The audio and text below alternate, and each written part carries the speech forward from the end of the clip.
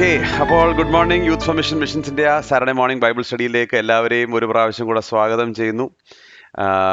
കർത്താവിൻ്റെ കൃപയാൽ മത്തായിയുടെ സുവിശേഷം നമ്മൾ പഠിച്ചുകൊണ്ടിരിക്കുന്നു. ഗിരിപ്രഭാഷണമാണ് നമ്മളിപ്പോൾ നോക്കിക്കൊണ്ടിരിക്കുന്നത്. അതിൻ്റെ മൂന്നാമത്തെ ഭാഗമാണെന്നാണ് എൻ്റെ ഓർമ്മ ശരിയെങ്കിൽ. ഗിരിപ്രഭാഷണത്തിൻ്റെ മൂന്നാമത്തെ ഭാഗം 4 ഭാഗങ്ങളായിരിക്കും. അടുത്ത സെഷൻ കൊണ്ട് ഗിരിപ്രഭാഷണം നമ്മൾ പഠിച്ചു തീർക്കും.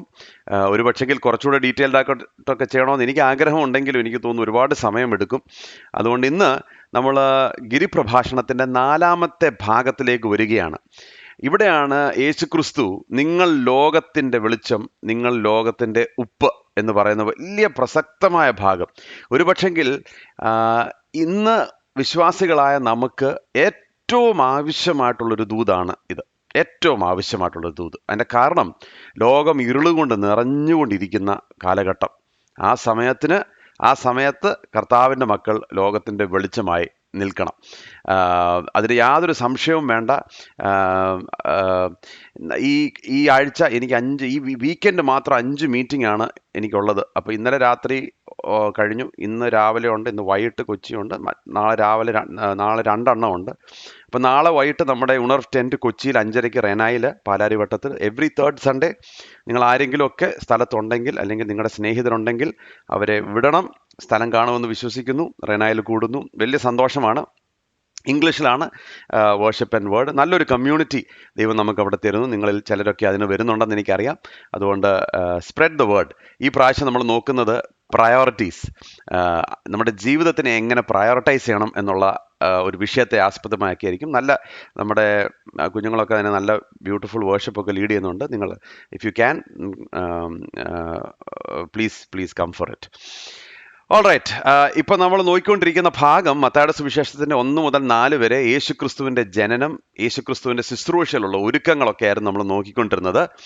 5 മുതൽ 7 വരെയുള്ള ഭാഗത്താണ് പർവ്വത പ്രസംഗം. അവിടാണ് പർവ്വത പ്രസംഗം. അതിൻ്റെ 2ാമത്തെ 4ാമത്തെ ഭാഗത്തിൽ നമ്മൾ വന്നിരിക്കുകയാണ്. ഇപ്പം 4th സെക്ഷനിലേക്ക് നമ്മൾ വന്നിരിക്കുക. അപ്പോൾ കഴിഞ്ഞ പ്രാവശ്യം നമ്മൾ നോക്കിയത് ബിയാറ്റിറ്റ്യൂഡ്സ് അല്ലേ? ബിയാറ്റിറ്റ്യൂഡ്സ് നമ്മൾ നോക്കി തീർന്നപ്പോൾ ഒരു കാര്യം നമുക്ക് മനസ്സിലായി. വളരെ നല്ലതാണ്. നിങ്ങൾ ഭാഗ്യവാന്മാർ ഭാഗ്യവാന്മാർ ഭാഗ്യവാന്മാർ എന്ന് കർത്താവ് പറഞ്ഞ് നിർത്തിയപ്പോൾ ഒരു കാര്യം നമ്മൾ മനസ്സിലാക്കണം. അങ്ങനെ ജീവിക്കുന്നവർക്ക് ഈ ലോകത്തിൽ വെളിച്ചവും ഈ ലോകത്തിൽ ഉപ്പുമാകാൻ സാധിക്കത്തുള്ളൂ. അപ്പോൾ ഇതിന് മുമ്പുള്ള ഭാഗം വരെ കർത്താവ് പറയാണ് എങ്ങനെ ജീവിക്കണം. ക്രിസ്തു കൂടാതെ നമുക്ക് അങ്ങനെ ജീവിക്കാൻ ഒക്കത്തില്ല. എന്നാൽ അങ്ങനെ ജീവിച്ചാൽ ഈ ലോകത്തിൻ്റെ ഉപ്പാകാം, ഈ ലോകത്തിൻ്റെ വെളിച്ചമാകുവാൻ ദൈവം നമ്മളെ സഹായിക്കും. പ്രിയമുള്ളവരെ, ഈ വർത്തമാനങ്ങളൊക്കെ നമ്മൾ അറിയുമ്പോൾ അല്ലെങ്കിൽ ന്യൂസ് കാണുമ്പോൾ പലപ്പോഴും ചിന്തിക്കാൻ സാധ്യതയുണ്ട്, കർത്താവേ എന്തൊരു കാലമാണ് അല്ലേ? ഇപ്പം നമ്മുടെ പ്രായമുള്ള ആളുകളൊക്കെ പറയുന്നൊരു കാര്യമുണ്ട്, എന്തൊരു കാലമാണ്. സത്യം പറഞ്ഞാൽ വെടിവെക്കും. ഇങ്ങനെയൊക്കെയുള്ള ചില ഒരു അവസ്ഥകളിലാണ് നാം ജീവിക്കുന്നത്. എന്നാൽ നിരാശപ്പെടുന്നവരല്ല ദൈവമക്കൾ. അയ്യോ ഇതെല്ലാം കൂടെ കണ്ടിട്ട് അയ്യോ എന്തൊരു കാലമാണെന്ന് പറയുന്നവരല്ല ദൈവമക്കൾ. പിന്നെ എങ്ങനെയാ ദൈവമക്കൾ പറയുന്നതെന്നറിയോ? ഇങ്ങനൊരു കാലത്തിനായിട്ടല്ലോ ദൈവം എന്നെയും നിങ്ങളെ ആക്കി വെച്ചിരിക്കുന്നു. അപ്പോൾ ഇന്നലെ നമ്മുടെ ഉണർവ് ബൈബിൾ സ്റ്റഡിയുടെ ഇടയ്ക്ക് ഞാൻ നമ്മുടെ ഫ്രണ്ട്സിനോട് പറഞ്ഞൊരു കാര്യമുണ്ട്. എന്തൊരു എക്സൈറ്റിംഗ് ടൈംസ് ആണെന്നറിയോ? എന്തൊരു നല്ല കാലഘട്ടം. കാരണം ഇങ്ങനൊരു കാലഘട്ടത്തിനായിട്ടാണ് കർത്താവ് നമ്മളെ ഒരുക്കിയിരിക്കുന്നത്. ഇപ്പോൾ ഇന്നലെ ഞങ്ങളുടെ ചില കുഞ്ഞുങ്ങളൊക്കെ ഒരാൾ IIM-ൽ, ഒരാൾ CMC ലുധിയാനയിലോട്ട് പോവുക പഠിക്കാൻ. കൊച്ചു പിള്ളേരായിട്ട് ഞങ്ങൾ ബൈബിൾ സ്റ്റഡി കയറിയവർ ഇപ്പോൾ എല്ലാം പഠിക്കാൻ പോകുന്നു. അപ്പോൾ പഠിക്കാൻ പോകുമ്പോൾ മാതാപിതാക്കൾക്ക് ഭയങ്കര ഭാരമാണ്. അയ്യോ ഈ കുഞ്ഞുങ്ങളെ എങ്ങനെ ഇങ്ങോട്ട് വിടുന്ന, ഈ ലോകത്തിൻ്റെ പോക്ക് കണ്ടില്ല. അതെല്ലാം സത്യമാണ്. We are concerned but we are not worried. കാരണം ഇങ്ങനൊരു കാലത്തിനായിട്ടാണ് കർത്താവ് നമ്മളെയും നമ്മുടെ കുഞ്ഞുങ്ങളെ ഇവിടെ ആക്കി വെച്ചിരിക്കുന്നത്. സോ ധൈര്യത്തോടെ നാം നിൽക്കണം. എന്തിനു വേണ്ടിയാ? ഈ ലോകത്തിൻ്റെ ഉപ്പായും ലോകത്തിൻ്റെ വെളിച്ചമായി നിൽക്കാൻ. God has put us here on this planet for such a time as this. What exciting times. അതുകൊണ്ട് നിരാശപ്പെടരുത് ദൈവമക്കൾ. ഇങ്ങനെയൊക്കെയുള്ള സംഭവങ്ങൾ ചുറ്റും കാണുമ്പോൾ കർത്താവ് നമ്മളെ വിളിക്ക് യോഗ്യമാവണ്ണം നാം നടന്നാൽ ഈ ലോകത്തിനൊരു വെളിച്ചവും ഈ ലോകത്തിൻ്റെ ഉപ്പായി നമുക്ക് മാറുവാൻ സാധിക്കും. ആട്ടെ, നമുക്ക് നമ്മുടെ ഭാഗത്തിലേക്ക് കടക്കാം. ഇന്ന് മത്തായിയുടെ സുവിശേഷം 5-ാമത്തെ അധ്യായം, മാത്യു ചാപ്റ്റർ 5 13-30, 13 മുതൽ 30 വരെയുള്ള വാക്യങ്ങളായിരിക്കും നമ്മൾ ഒരുമിച്ച് ചിന്തിക്കാൻ പോകുന്നത്. Matthew chapter 5 versus 13-30. നിങ്ങൾ ഭൂമിയുടെ ഉപ്പാകുന്നു. ഉപ്പ് കാരമില്ലാതെ പോയാൽ അതിനെന്തുകൊണ്ട് രസം വരുത്താം? പുറത്ത് കളഞ്ഞിട്ട് മനുഷ്യൻ ചവിട്ടുവാനല്ലാതെ മറ്റൊന്നിനും പിന്നെ കൊള്ളുന്നതല്ല. നിങ്ങൾ ഭൂമിയുടെ ഉപ്പാകുന്നു. അപ്പോൾ യേശുക്രിസ്തു അനാലജി ഉപയോഗിച്ച് പറയുന്ന ചുരുക്കം ചില കാര്യങ്ങളിൽ ഒന്നാണ് നിങ്ങൾ ഭൂമിയുടെ ഉപ്പാണ്. You R the salt of the earth. ഒരു പക്ഷെങ്കിൽ ഏറ്റവും കൂടുതൽ ആളുകൾ കഴിക്കാൻ തുടങ്ങുമ്പോൾ കംപ്ലയിൻറ്റ് ചെയ്യുന്നത് ഉപ്പിനെ കുറിച്ചാണ് എൻ്റെ ചിന്ത. ഏറ്റവും കൂടുതൽ നമ്മൾ കംപ്ലയിൻറ്റ്സ് കേൾക്കുന്നത് ഒന്നി ഉപ്പ് കുറവാ അല്ലെ ഉപ്പ് കൂടുതലാ. ഇതാണ് നമ്മൾ സാധാരണ കേൾക്കുന്ന കംപ്ലയിൻറ്റ്. ഞാൻ വേറെ മറ്റ് ചില കാര്യങ്ങൾ അങ്ങനെ കേട്ടിട്ടില്ല, പക്ഷെ ഇതാണ് കൂടുതലും കേൾക്കുന്നത്. ഇതിനകത്ത് ഞാൻ നിങ്ങൾ ശ്രദ്ധിക്കേണ്ട ഒരു കാര്യം ഞാൻ പറയാം. ചിലർ ചോദിക്കും എന്തിനാ ഈ ഗ്രീക്ക് പഠിക്കുന്നത്? ശരിയാണ്, ഉള്ളതങ്ങ് ഇംഗ്ലീഷിലോ മലയാളത്തിലോ വായിച്ചാൽ മതി, അത് ശരിയാണ്. പക്ഷെങ്കിൽ ചില കാര്യങ്ങളുടെ അർത്ഥം മുഴുവനായിട്ട് മനസ്സിലാക്കണമെങ്കിൽ അതിൻ്റെ ഒറിജിനൽ ട്രാൻസ്ക്രിപ്റ്റ് വായിക്കണം. ഇതിൻ്റെ ഗ്രീക്ക് പദത്തിൽ എഴുതിയിരിക്കുന്നത് ദ പ്രൊനൗൺ യു എന്ന് പറയുന്നത് എംഫാറ്റിക് പ്രൊനൗണ്ടാ. എന്ന് പറഞ്ഞാൽ നിങ്ങൾ ലോകത്തിൻ്റെ ഉപ്പാകുന്നു എന്നുള്ളതല്ല അതിൻ്റെ കറക്റ്റ് മീനിങ്. അതിൻ്റെ മീനിങ് നിങ്ങൾ മാത്രമാണ് ലോകത്തിൻ്റെ ഉപ്പ്. You means you are the only salt of the earth. അതിൻ്റെ പ്രസക്തി മനസ്സിലായോ നിങ്ങൾക്ക്? ഇത് നമ്മൾ മനസ്സിലാക്കുമ്പോഴാണ് ദൈവമക്കൾ അല്ലെങ്കിൽ ദൈവസഭയ്ക്ക് ദൈവസഭയുടെ സ്ഥാനം മനസ്സിലാകുന്നത്. U are the only salt എന്ന് പറഞ്ഞാൽ നിങ്ങൾ ദൈവസഭ ഈ ലോകത്തിൽ ഇല്ലെങ്കിൽ ഈ ലോകത്തിന് രസം ഉപ്പില്ല എന്നുള്ളതാണ് കർത്താവ് പറയാൻ ആഗ്രഹിക്കുന്നത്. ദൈവമക്കൾ മനസ്സിലാക്കേണ്ട ഒരു കാര്യം, the church is the last line of defence in A world that has lost it's conscience. മനസാക്ഷി നഷ്ടപ്പെട്ട ലോകത്തിൽ ഇതിൻ്റെ അവസാനത്തെ ഡിഫെൻസ് ലൈൻ എന്ന് പറയുന്നത് ഞാനും നിങ്ങളുമാണ്. അതിന് എന്തെങ്കിലും നിങ്ങൾക്ക് ബിബ്ലിക്കൽ പ്രൂഫ് വേണമെങ്കിൽ ഞാൻ പറയാം. നമ്മൾ വെളിപ്പാട് പുസ്തകം പഠിച്ചപ്പോഴേ നമ്മൾ പറഞ്ഞൊരു കാര്യമുണ്ട്. ഈ സഭ ഈ ലോകത്തിൽ നിന്ന് എടുക്കപ്പെടുമ്പോൾ, കർത്താവിൻ്റെ കൂടെ മധ്യാകാശത്ത് നാം എടുക്കപ്പെടുമ്പോൾ, പിന്നെ ഈ ലോകത്തിൽ ജീവിക്കാൻ കൊള്ളാത്ത വിധത്തിലായിരിക്കും ഈ ലോകം മാറിപ്പോകുന്നത്. എന്ന് പറഞ്ഞാൽ ഇന്നും ഈ ലോകത്തിന് സാനിറ്റി ഉണ്ടെങ്കിൽ പരിശുദ്ധാത്മാവും ദൈവമക്കൾ ഈ ലോകത്തിലുള്ളത് കൊണ്ടാണ്. അതാണ് സഭയുടെ സ്ഥാനം. നമ്മൾ മനസ്സിലാക്കുന്നില്ല പലപ്പോഴും. നിങ്ങൾ ഓർക്കുന്നുണ്ടോ, അബ്രഹാം ഇടിവിൽ നിന്നപ്പോൾ ചോദിച്ചു, കർത്താവേ 10 പേരെങ്കിലും നീതിമാന്മാരുണ്ടെങ്കിൽ നീ ആ ദേശത്തെ നശിപ്പിക്കാതിരിക്കുമോ? അപ്പോൾ കർത്താവ് എന്നാ പറഞ്ഞേ? 10 പേരുണ്ടെങ്കിൽ തന്നെ ഞാൻ നശിപ്പിക്കാതിരിക്കും എന്ന് പറഞ്ഞാൽ ദൈവത്തിൻ്റെ പ്രമാണമാണ്. ഇന്ന് ഒരു പക്ഷെങ്കിൽ ചില കുടുംബങ്ങളൊക്കെ നിലനിൽക്കുന്നത് വിശ്വാസികൾ അവിടെ ഉള്ളത് കൊണ്ടാണ്. ചില ദേശങ്ങൾ നിലനിന്നു പോകുന്നത് ഇത്രയൊക്കെ ദുഷ്ടത നിറഞ്ഞിട്ടും നിന്നു പോകുന്നത് ദൈവമക്കളുള്ളത് കൊണ്ടാണ്. കാരണം we are the last line of defence. അതുകൊണ്ട് ആ റോള് മറക്കരുത്. നമ്മൾ ഈ റോള് മറക്കുമ്പോഴാണ് നമ്മൾ ഭൂമിയുടെ ഉപ്പായി അല്ലെങ്കിൽ വെളിച്ചമായി നമുക്ക് തീരാൻ സാധിക്കാത്തത്. ഉപ്പിനെ കുറിച്ച് 2-3 കാര്യങ്ങൾ ഞാൻ പറയാം. ഒന്ന്, ഉപ്പ് എന്ന് പറയുന്നത് പ്രിസർവേറ്റീവാണ് അല്ലേ? പിക്കിൾ ഉണ്ടാക്കുമ്പോൾ ഉപ്പ് അതിനകത്തിടും. എൻ്റെ കാരണം എന്നാ, ഉപ്പിനോട് ചേർന്ന് നിൽക്കുന്നവർ അതിനെ പ്രിസർവ് ചെയ്യാൻ, സൂക്ഷിക്കുവാൻ ഉപയോഗിക്കും. ചീഞ്ഞു പോകാതെ, വളിച്ചു പോകാതെ സാമഗ്രികളെ സൂക്ഷിക്കുന്നതാണ് ഉപ്പ്. അതുകൊണ്ടാണ് പൗലോസ് അപ്പോസ്തലൻ പറയുന്നത്, അവിശ്വാസിയായ ഒരു സ്പൗസ് വിശ്വാസിയായ ഒരു സ്പൗസിൻ്റെ കൂടെ ജീവിക്കുമ്പോൾ കുറേ നാൾ കഴിയുമ്പോൾ അവരും ഇത് കാരണം നീതീകരിക്കപ്പെടും. നിങ്ങളത് വായിച്ചിട്ടുണ്ടോ ആ ഭാഗം? അതിൻ്റെ കാരണം എന്നാ, ഈ ഉപ്പിനോട് ചേർന്ന് നിൽക്കുന്നവർക്ക് ഉപ്പുരസം ഉണ്ടാകും. This is very very important, very very important. അതുകൊണ്ട് പ്രിസർവേഷൻ, ഈ ലോകത്തിൻ്റെ പ്രിസർവേഷൻ, നമ്മുടെ കുടുംബത്തിൻ്റെ പ്രിസർവേഷൻ എല്ലാം ഉപ്പിനാൽ വരുന്നു. അതുകൊണ്ടാണ് കർത്താവ് പറഞ്ഞത് we have a role in preservation. We have a role in preservation. അതുകൊണ്ട് നിങ്ങളൊരു പക്ഷേ പറയുമായിരിക്കും, അയ്യോ പക്ഷെ ഞാൻ കർത്താവിന് വേണ്ടി വലിയ കാര്യങ്ങളൊന്നും ചെയ്യുന്നില്ല. വേണ്ട, നിങ്ങളായിരിക്കുന്ന സ്ഥാനത്ത് കർത്താവിനോട് ചേർന്ന് നിൽക്കുമ്പോൾ നിങ്ങളായിരിക്കുന്ന സ്ഥലം സൂക്ഷിക്കപ്പെടുകയാണ്, നശിച്ചു പോകാതെ സൂക്ഷിക്കപ്പെടുകയാണ്. അതുകൊണ്ട് ഇത് ചെറിയ റോളല്ല. അമ്മമാരൊക്കെ എന്നെ ശ്രദ്ധിക്കുന്നുണ്ടെങ്കിൽ നിങ്ങൾ ചോദിക്കും, I'm just a homemaker, I'm just a homemaker. അതെന്തു I'm just a homemaker? അത് ഇവിടുന്ന് നീ ജസ്റ്റ് എ ഹോം മേക്കർ? നിങ്ങൾ മുട്ടുകുത്തി രാവിലെ സമയം കർത്താവിൻ്റെ സന്നിധിയിലേക്ക് നോക്കുമ്പോൾ എന്തോ നടക്കുന്നതെന്നറിയോ? പ്രിസർവേഷനാണ് നടക്കുന്നത്, അല്ല ചെറിയ കാര്യങ്ങളൊന്നുമല്ല. ദേശത്തെ നശിപ്പിക്കാതെ വണ്ണം, കുടുംബങ്ങളെ നശിപ്പിക്കാതെ വണ്ണം ദൈവം ഇപ്പോഴും നിലനിർത്തുന്ന ചില അമ്മമാരുടെ കണ്ണുനീരാ. ഇതൊന്നും ചെറിയ നമുക്കാണെങ്കിൽ ഈ ലോകത്തിൻ്റെ കണ്ണുകളിൽ ചെറുതും വലുതുമായിട്ടൊക്കെ ചില കാര്യങ്ങളൊക്കെ തോന്നും. പക്ഷെ അങ്ങനല്ല ഇതിൻ്റെ കാര്യം.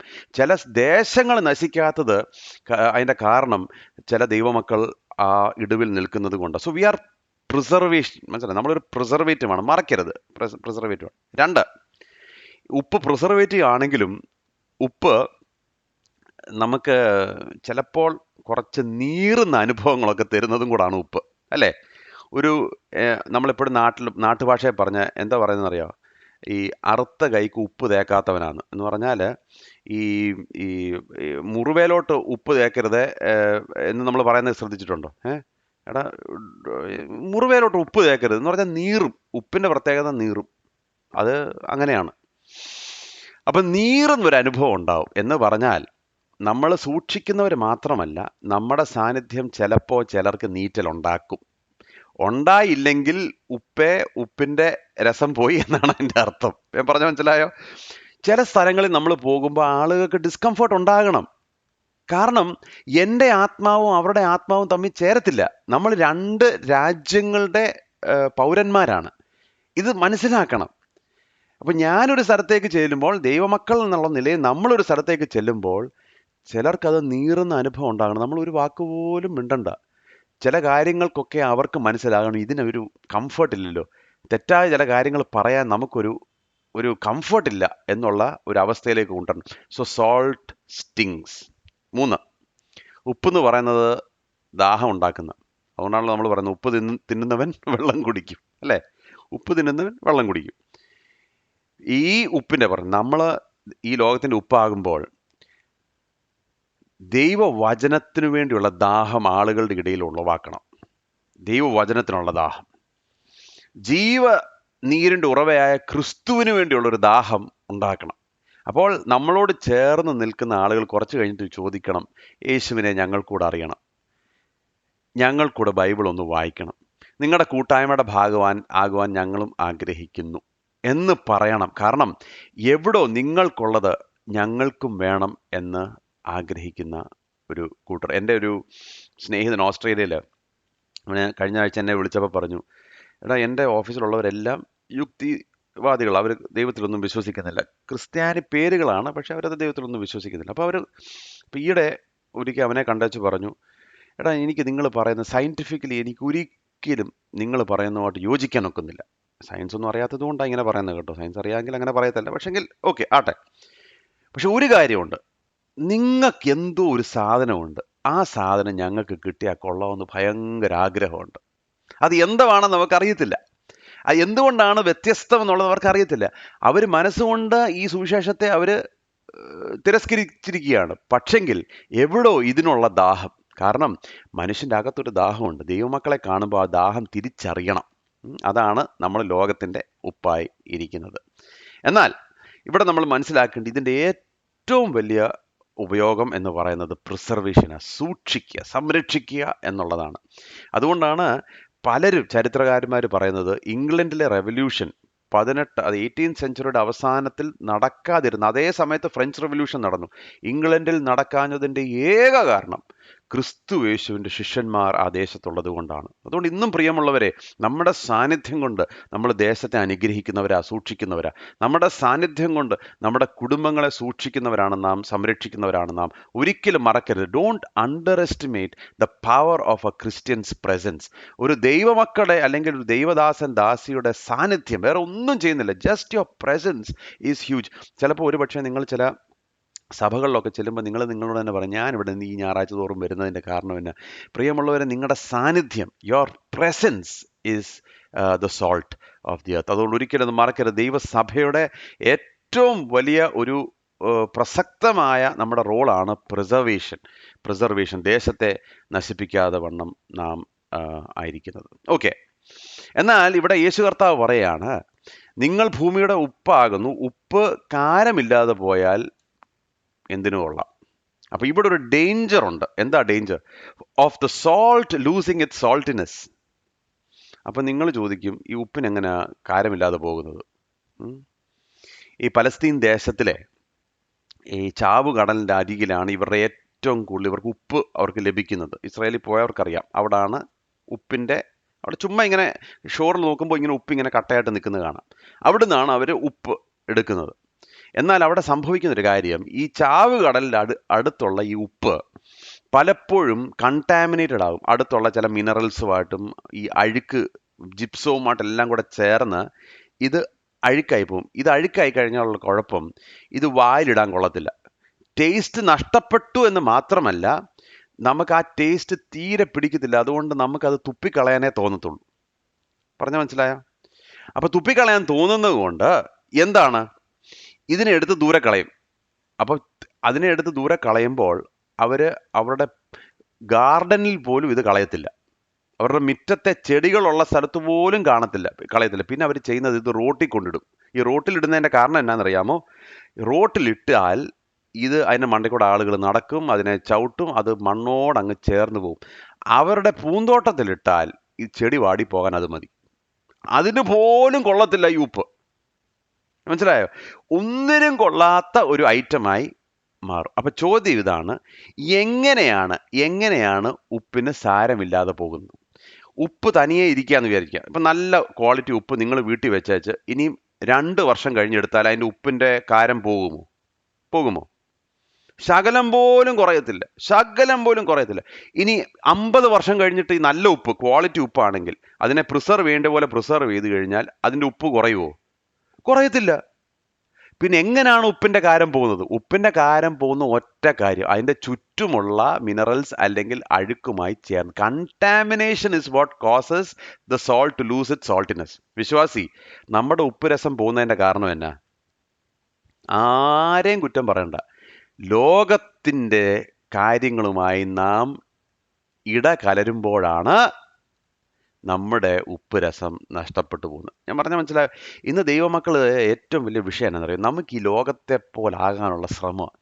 അവരങ്ങനെ ചെയ്യുന്നു, നമുക്ക് അങ്ങനെ ചെയ്യണം. അവരങ്ങനെ ആഘോഷിക്കും, നമുക്കും ഇങ്ങനെ ആഘോഷിക്കണം. അവരങ്ങനെ പറയുന്നു, നമുക്കും അങ്ങനെ പറയണം.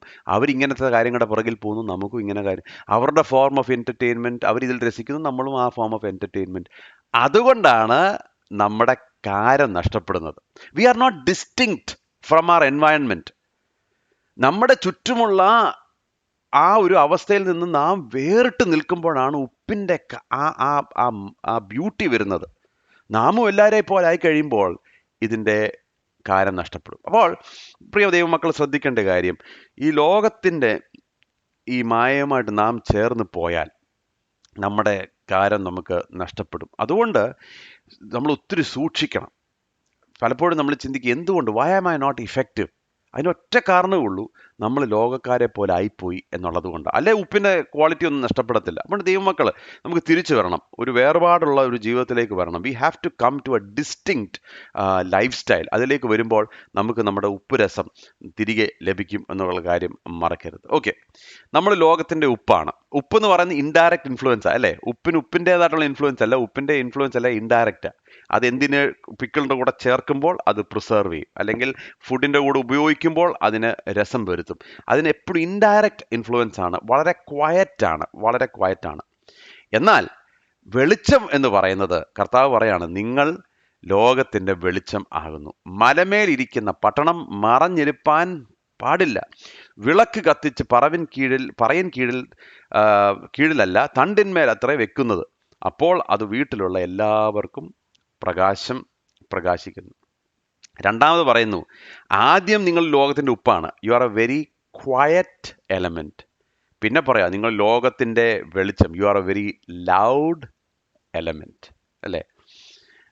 Loud element. അപ്പോൾ ഇവിടെ നമ്മൾ മനസ്സിലാക്കേണ്ട കാര്യം, ഈ ഉപ്പ് നമുക്ക് പ്രിസർവേറ്റീവായിട്ടിരിക്കാം എന്നുള്ളത് പലർക്കും ഇഷ്ടമുള്ള കാര്യം അല്ലേ? നമുക്കെല്ലാം പ്രിസർവേറ്റീവ്സ് ആയിട്ടിരിക്കാം, അത് നമുക്ക് വലിയ കുഴപ്പമൊന്നുമില്ല. നമുക്ക് പ്രിസർവേറ്റീവ്സ് ആയിട്ടിരിക്കാം, നമുക്കെല്ലാം നല്ല താല്പര്യമാണ്. അപ്പോൾ ഞാനിതിന് ഇന്നലെ പ്രിപ്പയർ ചെയ്തുകൊണ്ടിരുന്നപ്പം ഞാൻ എഴുതിയൊരു സാധനമാണ്, salt preserves quietly, light reveals boldly. B both. രണ്ടും ആകാൻ ദൈവം നമ്മളെക്കുറിച്ച് ആഗ്രഹിക്കുന്നു. എന്ന് പറഞ്ഞാൽ ചില സ്ഥലങ്ങളിൽ നാം ചില സ്ഥലങ്ങളിൽ നമ്മൾ ഉപ്പിനെ പോലെ ഇരിക്കുക, ക്വയറ്റ്ലി പ്രിസർവിങ്. ശബ്ദമില്ല, നമ്മുടെ ജീവിതത്തിൻ്റെ ശൈലി കൊണ്ട്, നമ്മുടെ ജീവിതത്തിൻ്റെ ഭാഷ കൊണ്ട്, നമ്മുടെ സൗമ്യത കൊണ്ട് നമ്മൾ ഇങ്ങനെ ലോകത്തിനെ സൂക്ഷിച്ചുകൊണ്ടും രസം വരുത്തിക്കൊണ്ടിരിക്കുകയാണ്. എന്നാൽ ചില സ്ഥലങ്ങളിൽ നമ്മൾ വെളിച്ചമാണ്. അതായത് ഇരുള് നിറഞ്ഞ സ്ഥലത്തേക്ക് ഈ നമ്മുടെ വെളിച്ചത്തെ പ്രകാശിപ്പിക്കുന്നു. It's a direct influence. ഈ salt works secretly but light works openly. ഈ വെളിച്ചത്തിൻ്റെ പ്രത്യേകത ഞാൻ പറയാം. ഇപ്പം ഒരു മാളത്തിനകത്ത് ഒളിച്ചിരിക്കുന്ന എന്തെങ്കിലും ചെറിയ ജീവി ഉണ്ടെന്ന് വിചാരിച്ചു, ഏതെങ്കിലും മാളത്തിൽ നിങ്ങൾ ടോർച്ച് അടിച്ചു നോക്കും. എന്തിനാണ് ടോർച്ച് അടിക്കുന്നത്? ഈ ടോർച്ച് അടിക്കുമ്പോഴാണ് ഈ അകത്തെ സാധനം പുറത്ത് വരുന്നത്. കാരണം ഇത് വെളിച്ചത്തിന്റെ പ്രത്യേകത. കാരണം ഇവർക്ക് ഈ ഇരുട്ട് ഇഷ്ടമുള്ളതുകൊണ്ട് ഇതിനകത്തോട്ട് കയറി അങ്ങ് ഒളിക്കും. ഇരുളിന്റെ പ്രവൃത്തികൾ എപ്പോഴും അങ്ങനെ. അത് അത് ഒളിച്ചിരുന്ന്, ഇറ്റ് ഇസ് ഓൾവേസ് ഹിഡൻ. വെളിച്ചം എന്തോ ചെയ്യുന്നത്? അതിനെ പുറത്തു കൊണ്ടുവരും. അപ്പൊ ഈ പുറത്തു കൊണ്ടുവരണമെങ്കിൽ ഒരുപാട് ധൈര്യവും തൻ്റെ ഇടവും വേണം. മനസ്സിലായോ? വെളിച്ചം ഇരുള് നിറഞ്ഞ സ്ഥലത്തേക്ക് പ്രകാശിപ്പിക്കണമെങ്കിൽ ഭയങ്കര ഇമ്പോർട്ടൻ്റ് ആണ്. ദൈവം നമ്മളെ ഈ ലോകത്തിലാക്കി വെച്ചിരിക്കുന്നത് എന്തിനു വേണ്ടിയാ? ഈ വെളിച്ചത്തെ മറയ്ക്കാനല്ല. പലരും ഇതങ്ങ് മറച്ചു വെച്ചിരിക്കുക, പറയിൻ കീഴിൽ മറച്ചു വെച്ചിരിക്കുക. കർത്താവ് പറഞ്ഞു, ഞാൻ ലോകത്തിന്റെ വെളിച്ചം, അല്ലേ? പിന്നെ പറഞ്ഞു, നിങ്ങൾ ലോകത്തിന്റെ വെളിച്ചം. അപ്പം കർത്താവ് പറയാ, ഞാൻ എങ്ങനെ ഈ ലോകത്തിന് വെളിച്ചമായിരുന്നു അതുപോലെയാണ് നിങ്ങൾ ഈ ലോകത്തിന്റെ വെളിച്ചമായിരിക്കേണ്ടത്. ദൈവസഭയെക്കുറിച്ചാണ് പറയുന്നത്. അതുകൊണ്ട് നമ്മൾ ഇത് ഹൈഡ് ചെയ്യരുത്. നമ്മുടെ വെളിച്ചം എല്ലായിടത്തും നമ്മൾ പരത്തണം. പക്ഷെങ്കിൽ പരത്തുമ്പോൾ ഓർത്തോണം, ഇരുട്ടിനത് ഇഷ്ടമല്ല. It doesn't like confrontation. അതിഷ്ടമുള്ള കാര്യമല്ല. എന്നാൽ എൻ്റെ ജീവിതം കൊണ്ട് ഞാൻ ഇരുട്ടിലേക്ക്, ചില മാളങ്ങളിലേക്ക് എൻ്റെ പ്രകാശം പരത്തേണ്ടത് ആവശ്യമാണ്. So it is both. നമ്മൾ ഉപ്പ് മാത്രമായിരുന്നാൽ പോരാ, ലോകത്തിൻ്റെ വെളിച്ചമായി ഇരിക്കണം. ഈ വെളിച്ചത്തിൻ്റെ പ്രത്യേകത, വെളിച്ചത്തിൻ്റെ പ്രസക്തി വരുന്നത് ഇരുട്ട് കൂടുമ്പോഴാണ്, അല്ലേ? ഇരുട്ട് കൂടുമ്പോഴാണ് വെളിച്ചത്തിൻ്റെ പ്രസക്തി. ഇപ്പം ഞാനിവിടെ, എനിക്ക് ലൈറ്റ് ഉണ്ട്, എല്ലാം ഉണ്ട്, രാവിലെ സമയമാണ്, നല്ല വെളിച്ചമുണ്ട്. ഇവിടെ ഞാനൊരു മെഴുകുതിരി കത്തിച്ചിട്ടൊന്നും വലിയ അർത്ഥമൊന്നുമില്ല. പക്ഷെങ്കിൽ ഇരുട്ട് നിറഞ്ഞിരിക്കുന്ന സ്ഥലത്ത് ഒരു ചെറിയ പ്രകാശത്തിന് എന്തോ ഒരു ഇഫക്റ്റാണ്. അതുകൊണ്ടാണ് നമ്മൾ ഉപ്പായിരിക്കുമ്പോൾ തന്നെ നാം ലോകത്തിൻ്റെ വെളിച്ചമായിരിക്കണം. ഈ ഇരുള് നിറഞ്ഞ സ്ഥലങ്ങൾ ഒരുപാടുണ്ട് പ്രിയമുള്ളവരെ. ഒരുപാട് സ്ഥലങ്ങളുണ്ട് നമ്മുടെ ചുറ്റും, ഇരുള് നിറഞ്ഞ സ്ഥലങ്ങൾ. അതിലേക്ക് പോയി ഒരു പ്രകാശമാകുവാൻ നമ്മളെ ആഗ്രഹിക്കും. ഇപ്പം ഞാൻ നമ്മുടെ സഭകളിലും നമ്മുടെ ചർച്ചസിലും ഒക്കെ പ്രസംഗിക്കുന്ന ഒരു വ്യക്തിയാണ്. കൂട്ടായ്മകളിലൊക്കെ ഒരുപാട് പ്രസംഗിക്കുന്ന ഒരു വ്യക്തിയാണ്. ഞാനൊരു കാര്യം പറയാം. സത്യം പറഞ്ഞാൽ ഇതിനകത്ത് നിന്ന് പ്രസംഗിക്കാൻ എളുപ്പമാണ്. ശരിയാണ്, അതിന് പ്രസക്തിയുണ്ട്. It's very important that we preach in the church, അല്ലേ? ആളുകളെ എഡിഫൈ ചെയ്യണം, ആളുകളെ നാം കർത്താവിങ്കിലേക്ക് ആകർഷിക്കണം, സത്യം പറയണം, ഇതൊക്കെ ശരിയാണ്. എന്നാൽ യൗവനക്കാരുടെ ഇടയിൽ കോളേജിൽ പോകുന്നുണ്ടല്ലോ, അപ്പം നിങ്ങൾക്കറിയാം ഇതിൻ്റെ ഹോസ്റ്റലിറ്റി എന്താണ്, ഇതിൻ്റെ ബുദ്ധിമുട്ട് എന്താണ്. ഞാൻ ഈയിടെ ഒരു കോളേജിൽ ചെന്നപ്പോൾ അവിടുത്തെ ലിറ്ററേച്ചറിൻ്റെ HOD, അദ്ദേഹം ഒരു യുക്തിവാദിയാണ്. അപ്പോൾ ലിറ്ററേച്ചർ നിങ്ങൾക്കറിയാമല്ലോ, ഈ പോസ്റ്റ് മോഡേണിസം, പോസ്റ്റ് ട്രൂത്ത് മോഡാണ് അവർക്ക് അങ്ങനെ സത്യമില്ല, ദൈവമില്ല, അവർക്ക് അങ്ങനത്തെ ഒരു മോഡാണ് അവർ. പ്രിയമുള്ളവരെ, ഞാൻ സുവിശേഷം പറഞ്ഞു തുടങ്ങിയപ്പോൾ അവരുടെ മുഖത്തെ, അവരുടെ എന്താ പറയണ്ടേ, അവരുടെ സർക്കാസവും അവരുടെ മുഖഭാവങ്ങളൊക്കെ നിങ്ങളൊന്ന് ശ്രദ്ധിക്കണം.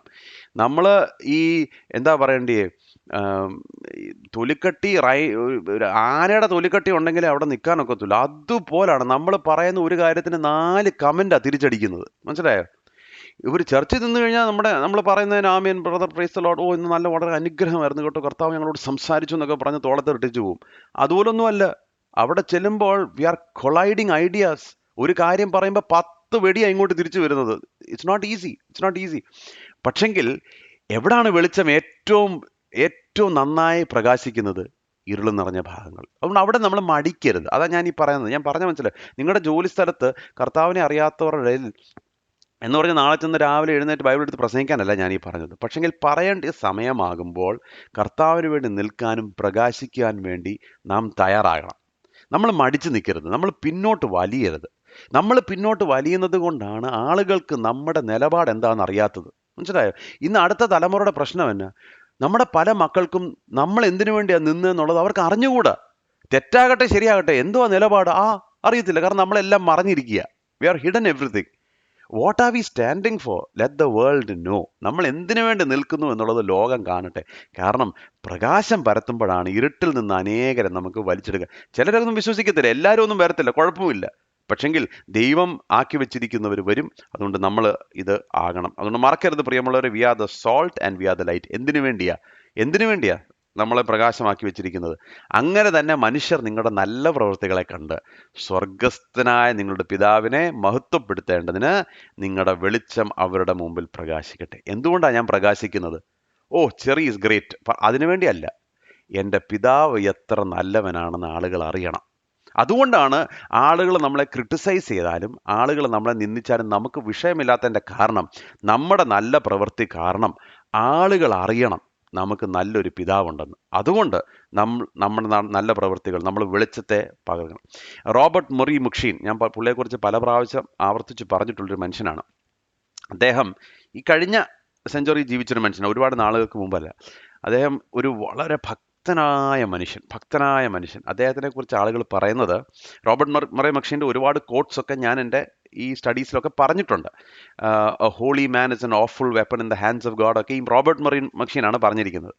അപ്പോൾ അദ്ദേഹത്തിനെ കുറിച്ച് ആളുകൾ പറയുന്നത് നിങ്ങളൊന്ന് വായിക്കണം. അദ്ദേഹം പറയുന്നത് അദ്ദേഹത്തിൻ്റെ സാന്നിധ്യം, അതായത് അദ്ദേഹം ജസ്റ്റ് വരും, അദ്ദേഹം പ്രസംഗിക്കത്ത് പോലുമില്ല, അദ്ദേഹത്തിൻ്റെ സാന്നിധ്യം കണ്ട് ആളുകൾ വീണ് കർത്താവിനെ സ്വന്തം രക്ഷിതാവായി സ്വീകരിക്കുന്ന അനുഭവം. അപ്പോൾ ഒന്ന് ഓർത്ത് നോക്കിയേ, അതാണ് ഉപ്പ് കാരമില്ലാതെ എന്താ പറയുക, കാരം ഉള്ളതുപോലെ ഇരിക്കുന്നത്. ആ അനുഭവത്തിൽ നിൽക്കുമ്പോഴാണ് ദൈവമക്കളെ കാണുമ്പോൾ ആളുകൾ ക്രിസ്തുവിങ്കിലേക്ക് ആകർഷിക്കപ്പെടുന്നത്. അതുകൊണ്ട് അങ്ങനത്തെ ഒരു ജീവിതമാകട്ടെ പ്രിയമുള്ളവരെ നമ്മുടേത്. വെളിച്ചവും ഉപ്പും കൊണ്ട് നിറഞ്ഞിരിക്കുന്ന ഒരു ജീവിതം ആളുകൾക്ക് കാണുമ്പോൾ അതിന് കുറച്ച് നിന്നയൊക്കെ അനുഭവിക്കേണ്ടി വരും, കുഴപ്പമില്ല. എന്നാൽ അതായിരിക്കട്ടെ നമ്മുടെ DL മൂഡി ഒരിക്കൽ ഒരു മുടി വെട്ടിക്കാൻ പോയി. അപ്പം മുടി വെട്ടിക്കാൻ പോയത് കൊണ്ട് അദ്ദേഹം കയറി വന്നപ്പോൾ ബാർബേഴ്സിന് അറിയത്തില്ല ഇദ്ദേഹം ആരാന്ന് കേട്ടോ, ഒരു ഐഡിയ ഇല്ല. അപ്പം അതിൻ്റെ അടുത്തിരുന്ന ഒരു മനുഷ്യനുണ്ട്, പുള്ളിയുടെ പേര് വില്യം സംതിങ്, എനിക്ക് അദ്ദേഹത്തിൻ്റെ ഫുൾ പേര് ഞാൻ ഓർക്കുന്നില്ല. അദ്ദേഹം ഈ ചെയറിലിരിപ്പുണ്ട്. പെട്ടെന്ന് അദ്ദേഹം നോക്കിയപ്പോൾ ബാർബർ ഷോപ്പിലെ ഈ ഒച്ചത്തിൽ സംസാരിച്ചവരൊക്കെ പയ്യെ സംസാരിക്കാൻ തുടങ്ങി. സംസാരിക്കുന്നവരൊക്കെ ഇച്ചിരി റെസ്പെക്ട്ഫുൾ ആയിട്ട് സംസാരിക്കാൻ തുടങ്ങി. അപ്പോൾ അദ്ദേഹത്തിന് മനസ്സിലായി ഏതോ ഒരു വ്യത്യാസം വന്നിട്ടുണ്ട്. അപ്പോൾ അദ്ദേഹം സൈഡിലോട്ട് നോക്കിയപ്പോൾ അടുത്ത് DL മൂടിയിരിക്കുന്നു. എന്നാൽ ഈ ബാർബർമാർക്ക് ഒരാൾക്ക് പോലും ഇതാരാന്ന് അറിയത്തില്ല, ഒറ്റയാൾക്ക് അതറിയത്തില്ല. അദ്ദേഹം കുറച്ചു നേരം വെയിറ്റ് ചെയ്തു. എന്നിട്ട് DL മൂടി കുറച്ച് വാക്കുകളെ പറയുന്നുള്ളൂ. ആ പറയുന്ന സമയം മുഴുവൻ അദ്ദേഹത്തിൻ്റെ മുടി വെട്ടുന്ന ആളിനോട് സുവിശേഷം പറയുക. കുറച്ച് കഴിഞ്ഞപ്പോൾ അദ്ദേഹം പോയി. ഈ വില്യം എന്ന് പറയുന്ന ആൾ ആ ബാർബർ ഷോപ്പിൽ തന്നെ നിന്നു. എന്നിട്ട് അദ്ദേഹം ഇപ്രകാരം എഴുതി, എനിക്കറിയത്തില്ല എന്താ സംഭവിച്ചതെന്ന്, പക്ഷെങ്കിൽ ആ മനുഷ്യൻ വന്നു പോയി കഴിഞ്ഞപ്പോൾ ആ ബാർബർ ഷോപ്പിൻ്റെ ഭാഷ മാറി, ആ ബാർബർ ഷോപ്പിൻ്റെ നിലവാരം മാറി, ആ ബാർബർ ഷോപ്പിൻ്റെ സകലവും മാറി. ഒരൊറ്റ മനുഷ്യർക്ക് അറിയത്തില്ലായിരുന്നു അത് DL മൂടിയാന്ന്. അതാണ് ലോകത്തിൻ്റെ വെളിച്ചം. പറഞ്ഞു മനസ്സിലായോ പ്രിയമുള്ളവരെ? നമ്മുടെ ജീവിതം അതുപോലെ ആകണം. നമ്മൾ ലോകത്തിൻ്റെ വെളിച്ചം ആട്ടെ. ഇപ്പം ഇതുവരെ പറഞ്ഞുകൊണ്ടിരുന്നത് നമ്മൾ ലോകത്തിൻ്റെ വെളിച്ചമാണ്. 2-3 കാര്യങ്ങൾ കൂടെ പറഞ്ഞ് ഇത് നമുക്ക് നിർത്താം. ഒന്ന്, ക്രിസ്തുവും ന്യായപ്രമാണവും തമ്മിലുള്ള ബന്ധം. മത്തായിയുടെ സുവിശേഷം 5-ാമത്തെ അധ്യായം 17-18, മാത്യു 5:17-18. ഞാൻ ന്യായപ്രമാണത്തെയോ പ്രവാചകന്മാരെയോ നീക്കേണ്ടതിന് വന്നു എന്ന് നിരൂപിക്കരുത്, നീക്കുവാനല്ല നിവർത്തിപ്പാൻ അത്ര ഞാൻ വന്നത്. സത്യമായിട്ട് ഞാൻ നിങ്ങളോട് പറയുന്നു, ആകാശവും ഭൂമിയും ഒഴിഞ്ഞു പോകും വരെ സകലവും നിവൃത്തിയാകുവോളം ന്യായപ്രമാണത്തിൽ നിന്ന് ഒരു പുള്ളിയെങ്കിലും ഒരു നാളും ഒഴിഞ്ഞു പോകത്തില്ല. ഇപ്പോൾ കർത്താവ് പറയാണ്, നിങ്ങളൊരു കാര്യം മനസ്സിലാക്കണം, ന്യായപ്രമാണവുമായിട്ട് ബന്ധപ്പെട്ട് ഒരു കാര്യം. കാരണം അവിടെ പരീശന്മാരുണ്ട്, ശാസ്ത്രിമാരുണ്ട്. അവരോട് പറയാണ്, ഞാൻ വന്നത് ഈ ന്യായപ്രമാണത്തെ നീക്കാൻ വന്നവനല്ല, ഞാൻ വന്നത് ഈ ന്യായപ്രമാണത്തെ നിവർത്തിപ്പാനാണ്. അതുകൊണ്ട് ഒരിക്കലും നിങ്ങൾ ചിന്തിക്കരുത് നിങ്ങളുടെ ന്യായപ്രമാണത്തെ നീക്കുവാൻ. അതുകൊണ്ട് പ്രിയമുള്ളവരെ, ചില ആളുകൾ പറയുന്നുണ്ട് നമുക്ക് പഴയ നിയമം വേണ്ട എന്ന് പറയുന്നത്. അതിന് നേരെ വിപരീതമായ കാര്യമാണ് ക്രിസ്തു ഇവിടെ പറയുന്നത്. ഞാൻ നീക്കുവാൻ വന്നവനല്ല, നിവർത്തിപ്പാൻ വന്നു. എങ്ങനെയാണ് ക്രിസ്തു ന്യായപ്രമാണത്തെ നിവർത്തിച്ചത്? നമുക്കെല്ലാവർക്കും അറിയാം. നമ്മൾ പല പ്രാവശ്യം ഇത് പല വിധത്തിലൊക്കെ നോക്കിയത് കൊണ്ട് അതിനെക്കുറിച്ച് ഡീറ്റെയിലൊന്നും ഞാൻ പറയുന്നില്ല. എന്നാൽ ഈ പഴയ നിയമത്തിലെ, അതായത് the law and the prophets, പ്രവാചകന്മാരും ന്യായപ്രമാണവും പഠിപ്പിച്ചത് സകലതും കർത്താവ് നിവർത്തിച്ചു. എങ്ങനെയാണ് നിവർത്തിച്ചത്? ഡോക്ട്രിനൽ ടീച്ചിങ്സ്, ഇതിൻ്റെ രഹസ്യം നാം പഴയ നിയമത്തിൽ കണ്ടു. പരസ്യമായിട്ട് കർത്താവ് നമുക്കിത് കാട്ടിത്തന്നു. എന്താണ് ഇതിൻ്റെയൊക്കെ അർത്ഥം എന്നുള്ളത് കർത്താവ് നമുക്ക് വെളിപ്പെടുത്തി തന്നു, അല്ലേ? Doctrinal revelation. അങ്ങനെ പറഞ്ഞു. 2, പ്രവചനം ക്രിസ്തുവിൽ എങ്ങനെ നിവൃത്തിയായി. മലാക്കി തൊട്ട് ഹഗായി തൊട്ട് സെഫന്യാവ് തൊട്ട് യെശയ്യാവ് മുതൽ ഒരുപാട് ക്രിസ്തുവിനെ കുറിച്ച് പ്രവചിച്ചു. ദാവീദ് ഉൾപ്പെടെ ഈ പ്രവചനങ്ങളൊക്കെ ക്രിസ്തുവിൽ നിങ്ങൾ കാത്തിരുന്ന മശിഹ ഞാനാന്നുള്ളത് നിവർത്തിച്ചു. 3, പഴയ നിയമത്തിന് ഒരുപാട് ഡിമാൻഡ് ഉണ്ടായിരുന്നു. നിങ്ങൾ ഇങ്ങനെ ജീവിക്കണം, ഇത് തുടരുത്, അങ്ങനെ പറയരുത്, ഇങ്ങനെ ചെയ്യരുത്, അങ്ങനെ ചെയ്യണം, ഇങ്ങനെ സകലതും ക്രിസ്തു നിവർത്തിച്ചു. അതുകൊണ്ടാണ് ക്രൂശന്മേൽ കിടന്ന് ക്രിസ്തു പറഞ്ഞത് സകലവും നിവൃത്തിയായി ടെറ്റലെസ്റ്റായി എന്ന് പറയാനുള്ള കാരണം, ഈ പറഞ്ഞ റിക്വയർമെന്റ് ഒക്കെ ഒരുവൻ മാത്രമേ നിവർത്തിച്ചിട്ടുള്ളൂ, അത് ക്രിസ്തുവാണ്. ഒരെണ്ണം പോലും തെറ്റിച്ചിട്ടില്ല. 4, ഇതിനുള്ള ശിക്ഷ, അതായത് ഈ ന്യായപ്രമാണത്തിൽ ഞാൻ ന്യായപ്രമാണം അനുസരിച്ച് നടന്നില്ലെങ്കിൽ ഇത് കൊണ്ടുവരുന്ന ശിക്ഷയുണ്ട്. ആ ശിക്ഷയും ക്രിസ്തു ഏറ്റുവാങ്ങി. ആർക്ക് വേണ്ടി? നമുക്ക് വേണ്ടി. അവൻ സകലവും നിവർത്തിച്ചു. പക്ഷെങ്കിൽ നിവർത്തിക്കാൻ സാധിക്കാത്ത എനിക്കും നിങ്ങൾക്ക് വേണ്ടി ക്രിസ്തു അതിന് ശിക്ഷയും ഏറ്റുവാങ്ങി. എന്നിട്ട് കർത്താവ് പറയുകയാണ്, ഒരു കാര്യം നിങ്ങൾ മനസ്സിലാവണം, ആകാശവും ഭൂമിയും ഒഴിഞ്ഞു പോകും വരെ സകലതും നിവൃത്തിയാകും. ഒരു വള്ളിയെങ്കിലും പുള്ളിയെങ്കിലും ഒരു നാള് ഒഴിഞ്ഞു പോകത്തില്ല. Not jot or a tittle. Jot or a tittle. ഈ വള്ളിയെങ്കിലും പുള്ളിയെങ്കിലും എന്ന് പറഞ്ഞാൽ, ജോട്ട് എന്ന് പറയുന്നത് യോഡ്, ഏറ്റവും ചെറിയ എബ്രായ അക്ഷരമാണ് യോഡ്. ആ കാണുന്ന കണ്ടോ, ഒരു ചന്ദ്രക്കലയല്ല, എന്തായാലും പറയുന്നത്, ആ ഒരു കുറി പോലെ ഇരിക്കുന്ന സാധനം, അതാണ് യോഡ് എന്ന് പറയുന്നത്. ടിറ്റിൽ എന്ന് പറയുന്നത് ചന്ദ്രക്കല പോലുള്ള ഒരു അടയാളം, ഒരു ചിഹ്നമാണ് ഈ ടിറ്റിൽ. കർത്താവ് പറഞ്ഞ എന്നാ, ദൈവവചനത്തിന്റെ ഒരു അംശം പോലും, ഇനി ഈ കാണുന്ന ആകാശവും ഭൂമിയും മാറിയാലും ഈ വചനം മാറത്തില്ല. പ്രിയമുള്ളവർ, ഇത് ദൈവമക്കൾ നമ്മളെ തന്നെ ഓർമ്മിപ്പിക്കേണ്ട ഒരു കാര്യമാണ്. ബൈബിൾ വിശ്വസിക്കാമോ എന്ന് പറഞ്ഞ് ഞാനൊരു 3 പാർട്ട് സീരീസ് ചെയ്ത് നിങ്ങൾ ഓർക്കുന്നുണ്ടെന്ന് ഞാൻ വിശ്വസിക്കുന്നു. ബൈബിൾ വിശ്വസിക്കാമോ എന്ന് പറഞ്ഞ്. ഇത് ഞാൻ ചെയ്തതിൻ്റെ കാരണം, നമ്മുടെ യൗവനക്കാർ കുറേ കാര്യങ്ങളൊക്കെ അറിയണം, അവരത് ഗ്രഹിക്കണം എന്നൊക്കെ ഉദ്ദേശിച്ചത് കൊണ്ടും, പലപ്പോഴും ദൈവമക്കൾ ഈ ദൈവവചനത്തെ സംശയിക്കുന്ന ഒരു കാലത്തിലാണ് നാം ജീവിക്കുന്നത്. ഇതൊക്കെ പറഞ്ഞതൊക്കെ ശരിയാണോ? കുറേ കാര്യങ്ങളൊക്കെ പറഞ്ഞിട്ടുണ്ടല്ലോ. പ്രിയമുള്ളവരെ, നമ്മൾ മനസ്സിലാക്കേണ്ട ഒരു കാര്യം, ക്രിസ്തു പറഞ്ഞു, ഇനി നാം കാണുന്നത്, അതായത് ദൃശ്യമായ സകലതും ഒഴിഞ്ഞു പോകും. സകലതും നിലനിൽക്കുന്ന ഒരു സാധനമാണ് എൻ്റെ കയ്യിലിരിക്കുന്ന ഈ പുസ്തകം, നിലനിൽക്കുന്നത്. അതുകൊണ്ടാണ് ഇന്ന് വരുന്ന ആളുകളുടെ അഭിപ്രായവും നാളെ പ്രസിദ്ധീകരിക്കപ്പെടുന്ന പത്രത്തിലുള്ള ന്യൂസും വിശ്വാസി എന്നെ സംബന്ധിച്ചോളം ഇതൊന്നും എനിക്ക് വിഷയമല്ല. കാരണം ഇന്ന് പറയുന്നവൻ നാളെ മാറ്റി പറയും, അല്ലേ? ഞാൻ അതല്ല ഉദ്ദേശിച്ചത്, ഞാൻ ഇതാ ഉദ്ദേശിച്ചത്. പിന്നെ വേറൊരു കമ്മിറ്റി കൂടി വെച്ച് പറയും, ഇവൻ പറഞ്ഞത് മുഴുവൻ പൊട്ടത്തെറ്റാണ്, അതൊന്നും അല്ല കാര്യം, ഇതാന്ന് പറയും. ഇന്നലെ എനിക്കൊരു മെസ്സേജ് വന്നു, ഐഫോണിൻ്റെ iOS 26 ആയതുകൊണ്ട് അവൈലബിൾ ആ, പ്ലീസ് അപ്ഡേറ്റ് എന്ന് പറഞ്ഞു. ഇങ്ങനെ കാലാകാലങ്ങളിൽ ഈ ലോകം നമുക്ക് തരുന്ന സകല സാധനവും അപ്ഡേറ്റ് ചെയ്തുകൊണ്ടിരിക്കണം. അപ്ഡേറ്റ് വേണ്ടാത്തൊരു സാധനം എൻ്റെ കയ്യിലിരിക്കുന്നു, ഒരു അപ്ഡേറ്റും വേണ്ട, നോ അപ്ഡേറ്റ്. ഇതിന് അപ്ഡേഷൻ വേണ്ട, ഫേർവെയർ വേണ്ട, സോഫ്റ്റ്വെയർ വേണ്ട, ആരും അപ്ഡേറ്റ് ചെയ്യാൻ ശ്രമിക്കരുത് കേട്ടോ.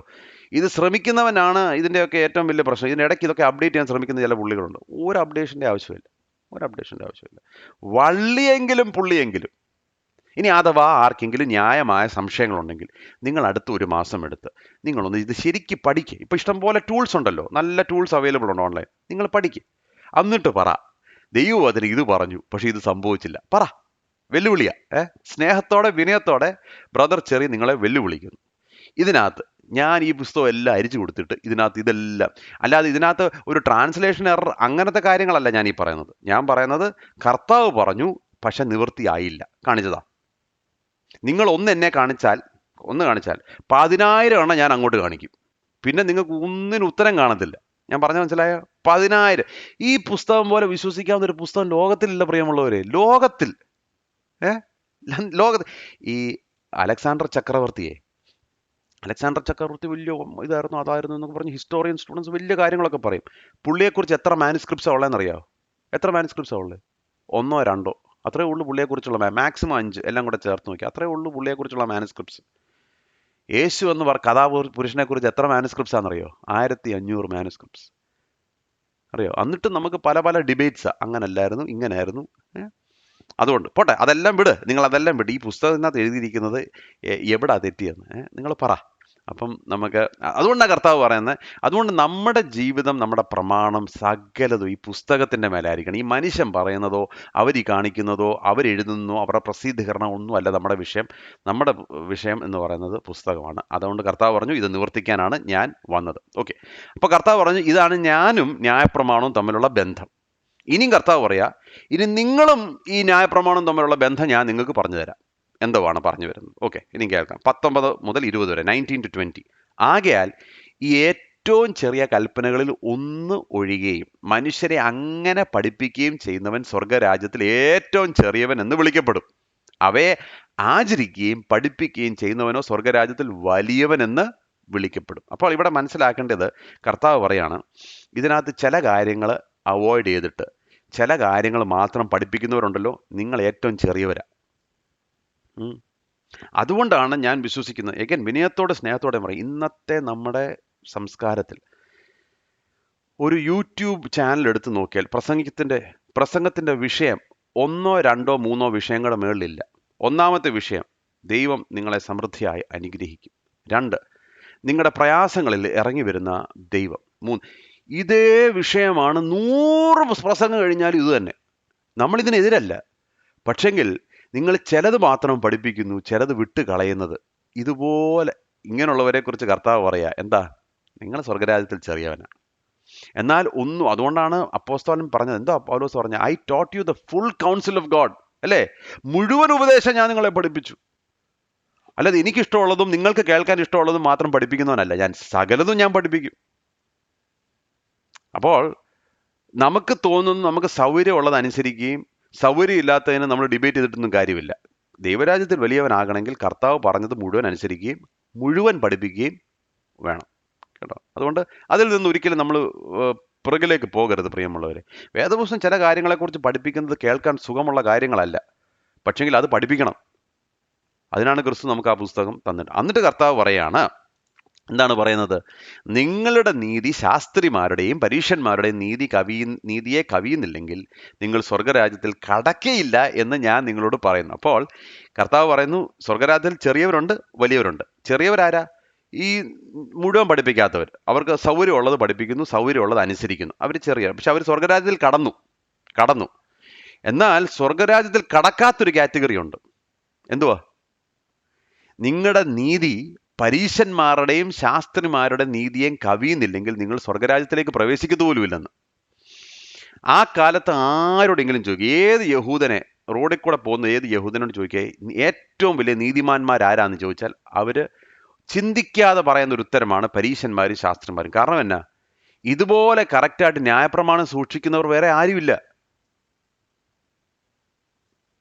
ദരിദ്രന്മാരൊക്കെ കൊടുക്കുന്ന കാര്യത്തിൽ, ദൈവത്തിന് കൊടുക്കുന്ന കാര്യത്തിൽ, എഴുതിയിരിക്കുന്ന പ്രമാണങ്ങൾ അനുസരിക്കുന്ന കാര്യത്തിൽ, ശബത്ത് ആചരിക്കുന്നതിനനുസരിച്ച്, യാഗം, ഇതുപോലെ കറക്റ്റായിട്ട് ആചരിക്കുന്ന വേറൊരു കൂട്ടരില്ല. എന്നിട്ട് കർത്താവ് പറയാ, നിങ്ങളുടെ നീതി അവരുടെ നീതിയെ കവിയുന്നില്ലെങ്കിൽ നിങ്ങൾ സ്വർഗരാജ്യത്തിൽ കടക്കത്തില്ല എന്ന് പറഞ്ഞാൽ എന്താ കർത്താവ് പറയാൻ ആഗ്രഹിച്ചെന്നറിയോ? നിങ്ങളുടെ പ്രവൃത്തി കൊണ്ട് നിങ്ങൾ എത്ര നീതി പ്രവർത്തികൾ ചെയ്താലും ദൈവരാജ്യത്തിന് ക്വാളിഫൈ ആകണമെങ്കിൽ പൂർണ്ണ നീതി വേണം. You need 100% righteousness. 99.9 വന്നിട്ട് കാര്യമൊന്നുമില്ല. ഞാൻ മറ്റേ ആളിനെക്കാട്ടിലും വലിയവനാത് പറഞ്ഞിട്ട് കാര്യമില്ല. ദൈവരാജ്യത്തിൽ പ്രവേശിക്കണമെങ്കിൽ ദൈവത്തിന്റെ നീതിക്ക് തുല്യമായ നീതി ഉണ്ടെങ്കിലേ പറ്റത്തുള്ളൂ. റൈച്ചസ് എന്ന് പറഞ്ഞാൽ റൈറ്റ് ബിഫോർ ഗോഡ്. അപ്പൊ ദൈവത്തിന്റെ അളവുകോൽ അനുസരിച്ച് 100% നീതി ഇല്ലാത്തവൻ ദൈവരാജ്യത്തിൽ പ്രവേശിക്കത്തില്ല. അപ്പൊ ആ നീതി എങ്ങനെയാ ലഭിക്കുന്നത്? ആ നീതി ലഭിക്കാൻ ഒരു വഴിയേ ഉള്ളൂ, വിശ്വാസത്താൽ, കൃപയാൽ, ക്രിസ്തു യേശുവിന്റെ നീതിയാൽ നമുക്ക് പ്രവേശിക്കാം. വേറെ വഴിയില്ല. എന്തൊക്കെ ചെയ്താലും വേറെ വഴിയില്ല. അതാണ് ക്രിസ്തു പറയാൻ ആഗ്രഹിക്കുന്നത്. നിങ്ങളുടെ പ്രവൃത്തികൾ കൊണ്ട് നിങ്ങൾ അങ്ങ് കടക്കാമെന്നൊന്നും ചിന്തിക്കണ്ട. ഞാൻ ഈ കഴിഞ്ഞതിൻ്റെ അങ്ങേ ആഴ്ചയാന്ന് തോന്നുന്നു, കുവൈറ്റിൽ പോകുന്നതിന് മുമ്പ് ഞാൻ കൊച്ചിയിലൊരു ഭവനത്തിൽ ചെന്നു. അപ്പം കൊച്ചിയിൽ ആ ഭവനത്തിൽ ചെന്ന് കഴിഞ്ഞപ്പോൾ അവിടുത്തെ അങ്കിള്, പ്രായമുള്ള അങ്കിള്, നല്ല അങ്കിള് സുവിശേഷമൊക്കെ ഞാൻ പറഞ്ഞു കഴിഞ്ഞിട്ട് അങ്കിള് പറയാ, ഞാൻ ഈ 7 പള്ളികളിലൊക്കെ എല്ലാ വർഷവും തെറ്റുകൂടാതെ പോകും. ഞാൻ എന്നെ കൊണ്ട് കഴിയുന്നതൊക്കെ ഞാൻ പാവങ്ങളെ സഹായിക്കും. അപ്പം ഇതെല്ലാം കഴിഞ്ഞിട്ട് ദൈവം എന്നെ അങ്ങ് കൈവിടുവോ? ഞാൻ പറഞ്ഞു, ഇനി 7 അല്ല, ഇനി 700 പള്ളിയിൽ പോയാലും, ഇനി 1 അല്ല, ഇനി 1000 പേർക്ക് വേണ്ടി വീട് വെച്ച് കൊടുത്താലും നിങ്ങളുടെ നീതി പരീശന്മാരുടെ നീതിയെ കവിയുന്നില്ലെങ്കിൽ സ്വർഗം. അപ്പം ഞാൻ പറഞ്ഞു, അങ്കിളിനേക്കാളിലും പാപിയാണ് ഞാൻ. അങ്കിള് പറയുന്നത് കേട്ടിട്ട് ഞാനാണ് പാപി. പക്ഷെ ഞാൻ സ്വർഗരാജ്യത്തിൽ കടക്കുന്നതിൻ്റെ ഒറ്റ കാരണം എൻ്റെ നീതിപ്രവൃത്തി കൊണ്ടല്ല, ഞാൻ ഈ പ്രസംഗിക്കുന്നത് കൊണ്ടല്ല, ഞാൻ ഈ പല സ്ഥലത്ത് പോയി സുവിശേഷം അതുകൊണ്ടൊന്നുമല്ല. ക്രിസ്തു യേശുവിൻ്റെ നീതി വിശ്വാസം മൂലം എനിക്ക് ലഭിച്ചത് കൊണ്ട് മാത്രം. അതിനോട് ആഡ് ചെയ്യാനൊന്നും നോക്കത്തില്ല. അതുകൊണ്ട് കർത്താവ് പറയുക, പരീശന്മാരും ശാസ്ത്രന്മാരും വലിയ വൻ പരിപാടികളൊക്കെ ചെയ്യുന്നുണ്ട്, അതൊക്കെ ശരിയാ. പക്ഷെങ്കിൽ സ്വർഗരാജ്യം കടക്കത്തില്ല. സ്വർഗരാജ്യത്തിൽ കടക്കണമെങ്കിൽ നാം ക്രിസ്തു എന്ന നീതി വസ്ത്രം ധരിക്കണം. വേറെ ഒരു വഴിയും ഇല്ല എന്നുള്ളതാണ്. അതുകൊണ്ട് ന്യായപ്രമാണം എന്തിനു വേണ്ടിയും, ന്യായപ്രമാണം അവിടെ ഉണ്ട്, ന്യായപ്രമാണത്തിൻ്റെ പ്രസക്തിയുണ്ട്, ഞാനത് നിവർത്തിപ്പാനാണ് വന്നത്. പക്ഷെങ്കിൽ ആ പരീശന്മാരുടെ നീതിയെ നിങ്ങൾ കവിയുന്നില്ല എങ്കിൽ നിങ്ങൾക്ക് സ്വർഗരാജ്യത്തിൽ കടക്കാൻ. എന്നിട്ട് കർത്താവ് ഇതിൻ്റെ ബാക്കിലുള്ള സ്റ്റോറി പറയുന്നു. 7 കാര്യങ്ങളാണ് പറയുന്നത്. 2 കാര്യങ്ങൾ നോക്കിച്ച് നമുക്ക് നിർത്താം. ബാക്കിയുള്ള 5 കാര്യങ്ങൾ അടുത്ത സെഷനിൽ. അതോടെ നമ്മൾ 5-ാമത്തെ അധ്യായം പഠിച്ചു തീരും. കർത്താവ് പറയാൻ ആഗ്രഹിക്കുന്നത്, there is an attitude behind the act. നിങ്ങളുടെ പ്രവൃത്തിയുടെ പിന്നിലുള്ള ഒരു മനോഭാവമുണ്ട്. ആ മനോഭാവമാണ് ക്രിസ്തുവിന് വലുത്. ഉദാഹരണം, കുല ചെയ്യരുത് എന്നും ആരെങ്കിലും കുല ചെയ്താൽ ന്യായവിധിക്ക് യോഗ്യനാകും എന്ന് പൂർവന്മാരോട് അരുളി ചെയ്ത് നിങ്ങൾ കേട്ടിട്ടുണ്ടല്ലോ. കറക്റ്റ് കാര്യമാണ് പറഞ്ഞത്. ഞാനോ നിങ്ങളോട് പറയുന്നു, സഹോദരനോട് കോപിക്കുന്നവനെല്ലാം ന്യായവിധിക്ക് യോഗ്യനാകും. സഹോദരനോട് നിസാര എന്ന് പറഞ്ഞാലോ ന്യായാധിപ സഭയുടെ മുമ്പിൽ നിൽക്കേണ്ടി വരും. മൂഢ എന്ന് പറഞ്ഞാലോ അഗ്നി നരകത്തിന് യോഗ്യനാകും. അയ്യോ, ഈ പഠിപ്പിലൊക്കെ കേട്ട് കഴിഞ്ഞപ്പോഴാണ് എല്ലാവരും പറഞ്ഞത് ഇത് ഇച്ചിരി കഠിന വാക്കാണ് അല്ലേ. കർത്താവ് പറഞ്ഞു, പരീക്ഷ ശാസ്ത്രിമാരെ, നിങ്ങൾ പറയുന്നതൊക്കെ കറക്റ്റാ. നിങ്ങളെന്താ പറഞ്ഞിരിക്കുന്നത്? നിങ്ങൾ പറഞ്ഞത് കുല ചെയ്യരുത്, ശരിയാ. ആരെയും നിങ്ങൾ കത്തി കൊണ്ട് എടുത്ത് കുത്തുവോ ഒന്നും ചെയ്യരുത്, വെടിവെക്കരുത് എന്നൊക്കെ ഉള്ളത് എല്ലാം കറക്റ്റാ. ഞാനോ നിങ്ങളോട് പറയുന്നത്, നിങ്ങൾ നിങ്ങളുടെ സഹോദരനോട് കോപിക്കുന്നു എങ്കിൽ നിങ്ങൾ ന്യായവിധിക്ക് യോഗ്യൻ. മൂഢാന്ന് വിളിച്ചാൽ നിങ്ങൾ അഗ്നി നരകത്തിന് യോഗ്യരാകും. ഏറ്റവും ആദ്യത്തെ ക്രൈം ബൈബിളിൽ രേഖപ്പെടുത്തിയിരിക്കുന്നത് ഒരു കൊലപാതകമാണ് അല്ലേ. ആദ്യത്തെ ക്രൈം, കയീൻ തൻ്റെ സഹോദരനായ ഹാബേലിനെ കൊന്നു. അപ്പോൾ പരീശന്മാരും ശാസ്ത്രിമാരും പറഞ്ഞു കൊല ചെയ്യരുത് എന്ന് പറഞ്ഞാൽ നമ്മൾ നമ്മുടെ കൈ കൊണ്ട് ആരെയും കൊല്ലത്തില്ല. നല്ല കാര്യം തന്നെയാണ്. അപ്പോൾ അവരെ സംബന്ധിച്ചുള്ള അവരുടെ ഉള്ളിൽ അവർക്കൊരു സ്വയനീതിയുണ്ട്. എന്തോ സ്വയനീതി? ഞങ്ങൾ ആരെയും കൊന്നിട്ടില്ല. അപ്പോൾ കർത്താവ് പറഞ്ഞു, നിങ്ങൾ ചിന്തിക്കുന്ന നിങ്ങൾ അത് ചെയ്യാത്തത് കൊണ്ട് നിങ്ങൾ സ്വർഗരാജ്യം അവകാശമാക്കും. ഇല്ല. കാരണം നിങ്ങൾക്കൊരു ആറ്റിറ്റ്യൂഡുണ്ട്. എന്തോ ആറ്റിറ്റ്യൂഡ്? നിങ്ങളുടെ സഹോദരനോട് നിങ്ങൾ കയ്പിൻ്റെ മനോഭാവത്തിലാണോ ഇരിക്കുന്നത്? അങ്ങനെയെങ്കിൽ ന്യായവിധിക്ക് നിങ്ങൾ യോഗ്യരാകുമെന്ന്. നിങ്ങൾ നിങ്ങളുടെ സഹോദരനെ റാക്ക എന്ന് വിളിച്ചാൽ നിങ്ങൾ ദൈവകോപത്തിന് ഇരയാകുമെന്ന്. അപ്പോൾ പ്രിയമുള്ളവരെ, ഞാനൊന്ന് ചോദിച്ചോട്ടെ, ദൈവമക്കളെന്ന് അവകാശപ്പെടുന്ന നാം സഹോദരന്മാരുടെ കയ്പ് വെച്ചുകൊണ്ടിരിക്കുന്നുണ്ടോ? ആർക്കെങ്കിലും കയ്പ്? സഹോദരനെ കാണുമ്പോൾ മൂഢ എന്ന് വിളിക്കാൻ തോന്നുന്നുണ്ടോ? നമുക്കൊക്കെ അത് വന്നിട്ടുണ്ട്, ആ മനോഭാവം. നമ്മൾ ഇല്ല എന്നൊന്നും പറയണ്ട, അതൊക്കെ ഉണ്ട്. നാം മാനസാന്തരപ്പെടണം. മാനസാന്തരപ്പെട്ടില്ലെങ്കിൽ ഇത് ഒരിക്കലും മുന്നോട്ട് പോകത്തില്ല. അതുകൊണ്ട് കർത്താവ് എന്നാ പറയുന്നറിയോ? കർത്താവിൻ്റെ നിലവാരം എത്രയോ വലുതാ. നിങ്ങൾ ഇതുവരെ കേട്ടിട്ടുള്ളത് എന്താ? അപ്പോൾ ചിലർ പറയും കർത്താവ് വന്ന് ഈ പഴയ നിയമത്തിലെ ദൈവം ഭയങ്കര ക്രൂരനാണ്, പുതിയ നിയമത്തിലെ ദൈവമാണെങ്കിൽ വളരെ സ്നേഹം കൊണ്ട് നിറഞ്ഞിരിക്കുക എന്ന് പറയുന്നവർ കേട്ടിട്ടുണ്ട്. കാരണം പഴയ നിയമത്തിൽ അത് ചെയ്യരുത്, ഇത് ചെയ്യരുത്, മറ്റേ ചെയ്യരുത്. പുതിയ നിയമത്തിൽ എല്ലാം സ്നേഹമാണ്. നിങ്ങൾ നോക്കിയിട്ടുണ്ടോ? കർത്താവ് വന്നു കഴിഞ്ഞപ്പോഴത്തേക്ക് ലെവല് കൂട്ടിയതാ, കുറച്ചിട്ടില്ല. കർത്താവ് പറഞ്ഞു നിങ്ങൾ ഇതുവരെ കേട്ടിട്ടുള്ള കൊല ചെയ്യരുത്. ഞാൻ പറഞ്ഞു നിങ്ങളുടെ സഹോദരനോട് കൈപോലും വെക്കരുതെന്ന്. അത് കൊലയ്ക്ക് തുല്യം. അപ്പോൾ പറയാ, ആകയാൽ നിന്റെ വഴിപാട് യാഗപീഠത്തിങ്കൽ കൊണ്ടുവരുമ്പോൾ സഹോദരൻ നിന്റെ നേരെ വലുതുമുണ്ട് എന്ന് അവിടെ വെച്ച് ഓർമ്മ വന്നാൽ നിന്റെ വഴിപാട് അവിടെ യാഗപീഠത്തിൻ്റെ മുമ്പിൽ വെച്ചേച്ച് ഒന്നാമത് ചെന്ന് സഹോദരനോട് നിരന്നുകൊള്ളുക, പിന്നെ വന്ന് വഴിപാട് കഴിക്കുക. അപ്പോൾ പറയാ, നിങ്ങൾക്കൊരു വഴിപാട് കഴിക്കാൻ നിങ്ങൾക്ക് താല്പര്യമുണ്ട്. പക്ഷെങ്കിൽ നിങ്ങൾ സഹോദരനോട് പോയി നിരന്നു കൊള്ളുന്നതാണ് നിങ്ങളുടെ വഴിപാടിനേക്കാൾ വലുത്. ശ്രദ്ധിച്ചോ ദൈവമക്കളെ? സഹോദരനോട് കയ്പും വിദ്വേഷവും എല്ലാം വെച്ചേച്ച് മിനിസ്റ്റർ ചെയ്തിട്ട് കാര്യമില്ലെന്ന്. മനസ്സിലായോ? അതാ പറഞ്ഞത്.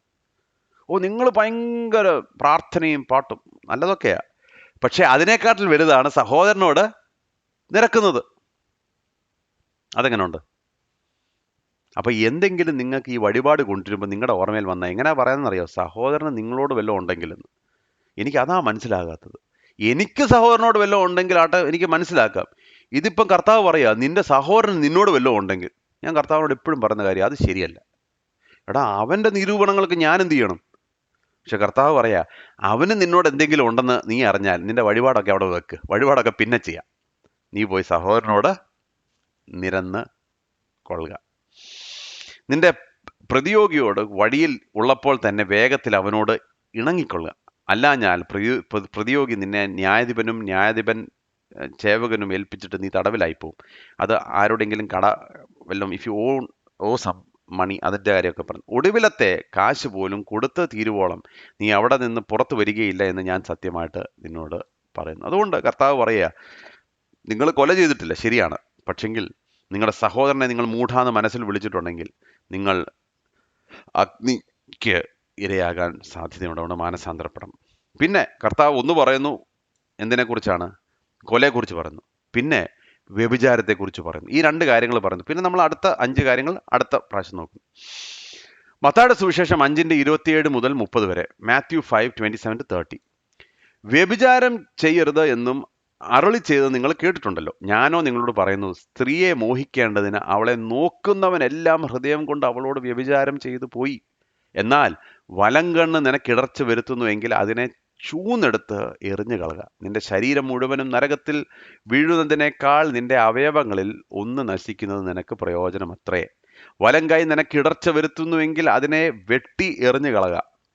നിന്റെ ശരീരം മുഴുവനും നരകത്തിൽ പോകുന്നതിനേക്കാൾ അവയവങ്ങൾ ഒന്ന് നശിക്കുന്നത് നിനക്ക് പ്രയോജനമല്ല. കഠിന വാക്കുകളാണ്. എന്താ പറയുന്നതെന്നറിയാമോ? നിങ്ങൾ പറഞ്ഞു ഇതുവരെ വ്യഭിചാരം ചെയ്യരുത് എന്ന് പറഞ്ഞാൽ ഫിസിക്കലായിട്ട് നിങ്ങൾ ചെയ്യരുത്. ഞാനോ നിങ്ങളോട് പറയുന്നത്, നിങ്ങൾ മനസ്സിൽ നിങ്ങളുടെ കണ്ണുകൊണ്ട് ഒരു സ്ത്രീയെ മോഹിച്ചിട്ടുണ്ടെങ്കിൽ നിങ്ങൾ ഓൾറെഡി വ്യഭിചാരം ചെയ്തു. ഒന്ന് ഓർത്ത് നോക്കിയേ. അപ്പോൾ പഴയ നിയമത്തിലെ ദൈവമാണോ പുതിയ നിയമത്തിലെ ദൈവം മാറിയിട്ടില്ല, സെയിം ദൈവമാണ്. വ്യക്തമാക്കുന്ന കൂട്ടത്തിൽ കർത്താവ് വ്യക്തമാക്കി, ദൈവത്തിൻ്റെ പരിശുദ്ധി എത്ര വലുതാണെന്ന് മനസ്സിലാക്കണമെങ്കിൽ നിങ്ങളൊരു ചിന്ത പോലും നിങ്ങളുടെ മനസ്സിൽ കൂടെ പോയിട്ടുണ്ടെങ്കിൽ നിങ്ങൾ വ്യഭിചാരം ചെയ്തു. അയ്യോ, ഞങ്ങൾ ഇതുവരെ വ്യഭിചാരം ചെയ്തിട്ടില്ലെന്ന് പറഞ്ഞാൽ ആരും രക്ഷപ്പെടേണ്ട കാര്യമില്ല. നിങ്ങൾ ചെയ്ത് ഈ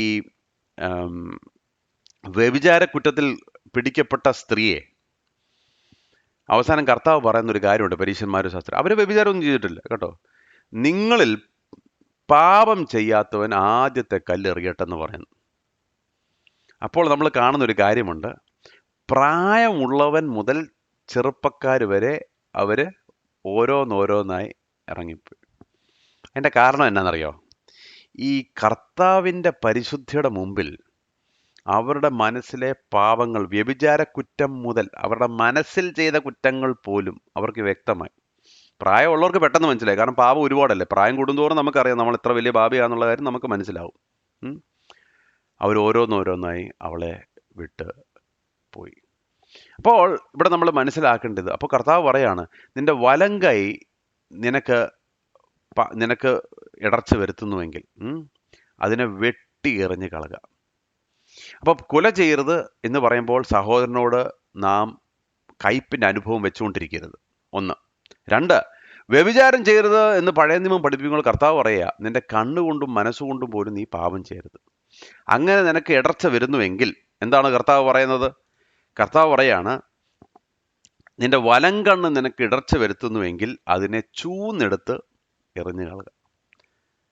അപ്പം കർത്താവ് പറയാണ്, you should have war against sin.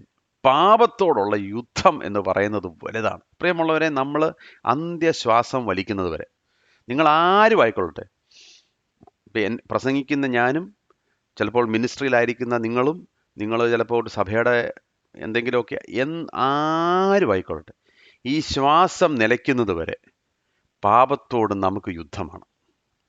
എളുപ്പമുള്ളൊരു കാര്യമേ അല്ല. അത് ആദ്യം നമ്മളങ്ങ് അംഗീകരിക്കണം കേട്ടോ. കർത്താവ് ആഗ്രഹിക്കുന്ന വഴിയിൽ വിശുദ്ധിയോടെ നടക്കുക എന്ന് പറഞ്ഞാൽ നമ്മുടെ ചിന്ത കൊണ്ടും മനോഭാവവും പ്രവൃത്തിയും നമ്മുടെ കണ്ണും ഇറ്റ് ഈസ് വെരി, പ്രത്യേകിച്ച് ഈ കാലത്ത് അല്ലേ, കണ്ണുകൊണ്ട് പാപം ചെയ്യാതിരിക്കുക എന്ന് പറഞ്ഞാൽ ഈ കാലത്ത് എന്തോ ഒരു പ്രയാസം. നമ്മൾ പറയും യൂത്ത്സ്. എടാ, അഡൾട്ട്സായ നമുക്ക് എന്തുമാത്രം പ്രയാസമാണ് കണ്ണുകൊണ്ട് പാപം ചെയ്യാതിരിപ്പാൻ.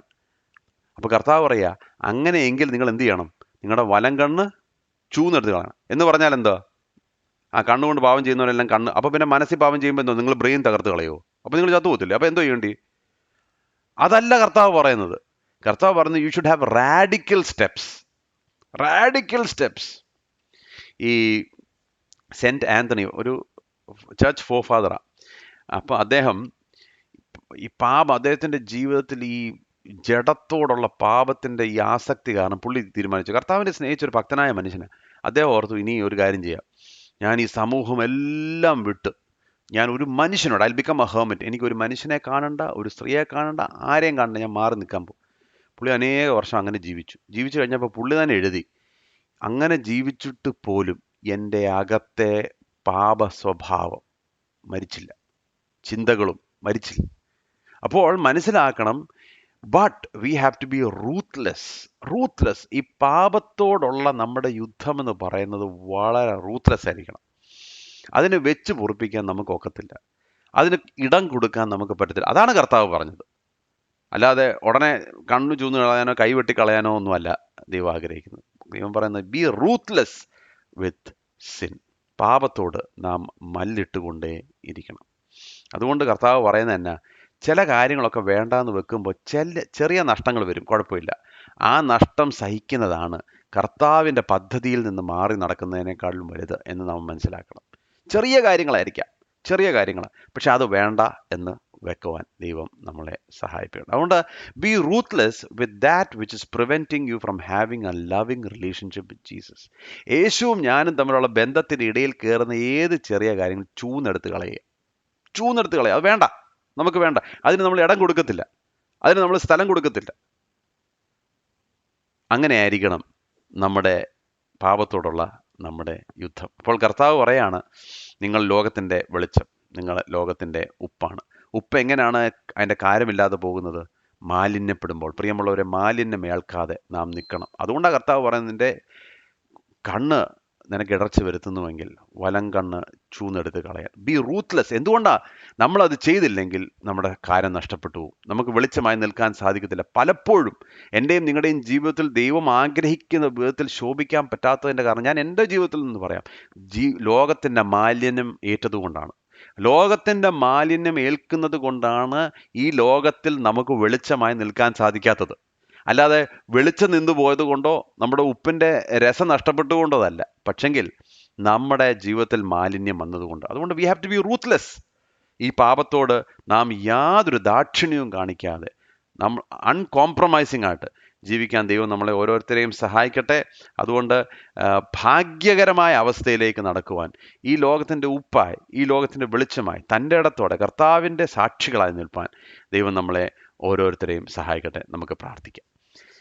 കർത്താവെ, നിൻ്റെ വചനത്തിലൂടെ ഇന്ന് ഞങ്ങളെ ഓർമ്മിപ്പിച്ചല്ലോ, ഞങ്ങൾ ലോകത്തിൻ്റെ ഉപ്പാണ്. പലപ്പോഴും കർത്താവെ, ലോകത്തിൻ്റെ മാലിന്യങ്ങളൊക്കെ കാരണം ഞങ്ങളുടെ കാര്യം നഷ്ടപ്പെട്ടിട്ടുണ്ട്, ക്ഷമിക്കണമേ. കർത്താവെ, ഞങ്ങൾ ശോഭിക്കേണ്ട സ്ഥലത്ത് ഞങ്ങൾ പറയാൻ കീഴിൽ ഞങ്ങളുടെ വെളിച്ചത്തെ മറച്ചു വെച്ചു, ക്ഷമിക്കണമേ.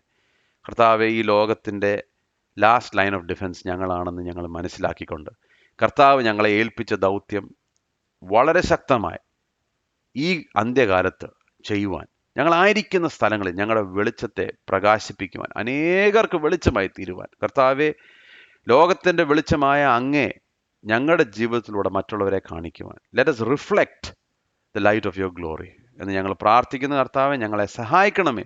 ഞങ്ങളുടെ സ്വന്തം കഴിവിനുകൊണ്ടോ ഞങ്ങളുടെ സ്വന്തം ബലം കൊണ്ടോ ഇത് ചെയ്യുവാൻ സാധിക്കത്തില്ല കർത്താവെ, അങ്ങ് ഞങ്ങളെ സഹായിക്കണം. അങ്ങ് ഞങ്ങളുടെ പ്രാർത്ഥന കേട്ടതുകൊണ്ട് സ്തോത്രം. യേശു മുഖാന്തരം യാചിക്കുന്ന കൃപയോടെ കേൾക്കണമേ. ആമേൻ.